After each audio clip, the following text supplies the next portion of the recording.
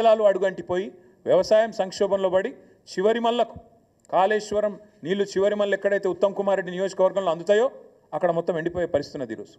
కోదాడలో, హుజూర్నగర్లో, సూర్యాపేటలో, తుంగతుర్తిలో పంటలు ఎండిపోయే పరిస్థితి. ఇవాళ మీరు కాళేశ్వరం ఎండబెట్టడం వల్ల కేసీఆర్ మీద కోపంతో మేడిగడ్డ రిపేర్ చేయకపోవడం వల్ల అదొక వైపు.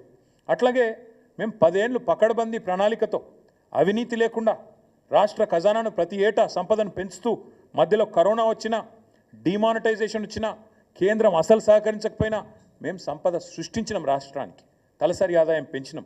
నువ్వేం చేసినావు? ఈ ఒకటే సంవత్సరంలో సావు దెబ్బ కొట్టి అన్ని రంగాలను కూడా నీ చాతగాంతనంతో ధ్వంసం చేసినావు. మీరేం ఎస్టిమేట్ చేసినారు? 1,65,000 కోట్ల ఆదాయం వస్తుందని మీరు అంచనా వేసినారు. కానీ ఇప్పటికి వచ్చింది ఎంత? 1.12 lakhs, అంటే కేవలం 68% వచ్చింది. మిగతాది రాలే. మిగతాది ఎంత వస్తుందో రేపు బడ్జెట్లో చెప్తావు. నేను ఎందుకు చెప్తా ఉన్నా ఈ మాట అంటే, ఇవాళ ఇది రాష్ట్రానికి ఇవాళ పేపర్లో ఆర్థిక లోటు గరిష్టానికి అని రాసింది. రాష్ట్రానికి ఆర్థిక లోటు రాలే, ఇది రేవంత్ వల్ల వచ్చిన తలపోటు.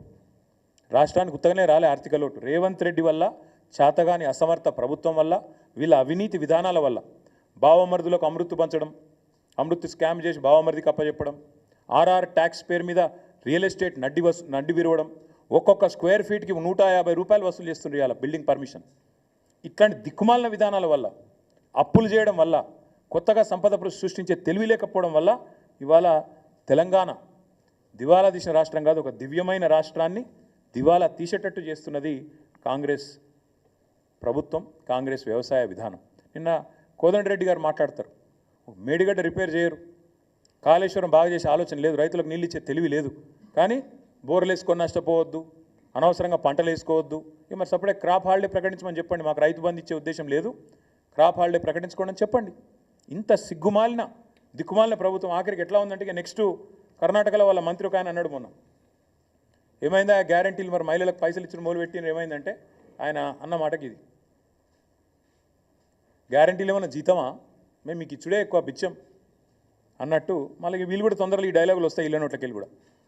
ఒక ఫ్రీ బస్సు తప్ప ఇప్పటిదాకా చేసింది ఏమైనా ఉందా ఈ రాష్ట్రంలో? అందుకే నేను అంటా ఉన్నా, రేవంత్ రెడ్డి రంకెలేసుడు, చర్చకు రా, ఇదిరా అదిరా, ఇవి కాదు. దమ్ముంటే చేతనైతే అసెంబ్లీలో పెట్టు చర్చ, రాష్ట్రం మొత్తం చూస్తుంది, పెట్టు, 2 రోజులు పెట్టు, మైక్ కట్ కాకుండా చూడు. దమ్ముంటే నీకు స్పీకర్ను నువ్వు డిక్టేట్ చేసి, స్పీకర్కు కనుసైగల ద్వారా శాసించి ప్రతిపక్షం గొంతులు నొక్కుడు కాదు. దమ్ముంటే 38 మంది సభ్యులు మేమున్నాం, దమ్ముంటే మా సంఖ్యకు సరిపడే విధంగా మాకు టైమింగ్, అక్కడ అసెంబ్లీలో 4 కోట్ల ప్రజల ముందు నీ బట్టలు ఇప్పుతాం. అక్కడనో ఇక్కడనో చర్చ కాదు, బహిరంగంగా అసెంబ్లీ సమావేశాల్లోనే నీ బట్టలు ఇప్పుతాం. ఇది మా సవాల్ నీకు. ఇప్పుడు నేను చెప్పిన ఏది తప్పు అని చెప్పినా నేను ఏ శిక్ష కంటే ఆ శిక్షకు సిద్ధం.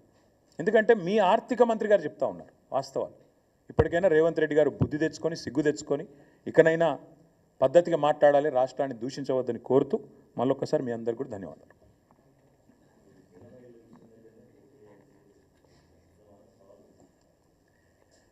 మేము కూడా ప్రతి సవాల్ చేయవచ్చు, ఏముందన్న అందులో. రాష్ట్రంలో రైతు రుణమాఫీ ఎక్కడ 100% అయిందో ఏ ఊళ్ళే ఆ ఊళ్ళే మేము పోటీ చేస్తాం, మేము పోటీ చేయండి. ఎక్కడన్నా ఒక ఊరు చూపెడతావా? కొండారెడ్డిపల్లిలో అయిందా 100%? కొడంగల్లో అయిందా? మీ అత్తగారు ఊళ్ళో అయిందా? ఎక్కడైంది? నేను కూడా అనొచ్చు, రైతు బంధు మొత్తం పడితే ఆడ పోటీ చేద్దాం అనొచ్చు, తులం బంగారం ఇస్తే పోటీ చేయ అనొచ్చు, నెలకు 2,500 ఇచ్చిన మహిళలను ఓటు అడుగు అని నేను కూడా అనొచ్చు, నెలకు 4,000 ఇచ్చిన ముసలోళ్ళే మాత్రమే ఓటు అడగాలి, 2,000 ఉన్నోళ్ళంతా మాకేయాలని నేను కూడా అనొచ్చు. ఈ బజారు భాష, చీప్ టాక్టిక్స్, చిల్లర మాటలు, వీటితో ఇంకెన్ని రోజులు టైంపాస్ చేస్తారని నాకు అర్థం కాదు.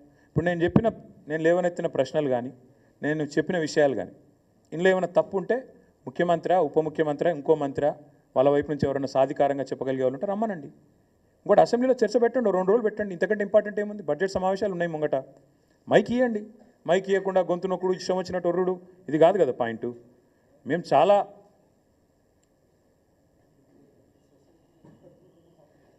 మీ దగ్గర ఒక సొసైటీలో ఒక రుణమాఫీ కూడా కాలేదని చెప్తా ఉన్నారు హర్ష గారు. ఇంకా చాలా ఉన్నాయి అట్లా ఎగ్జాంపుల్స్.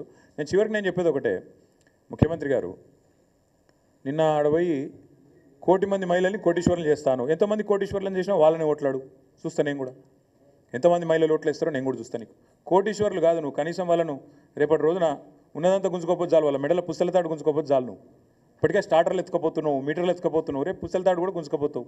ఇవన్నీ ప్రజలకు తెలుసు.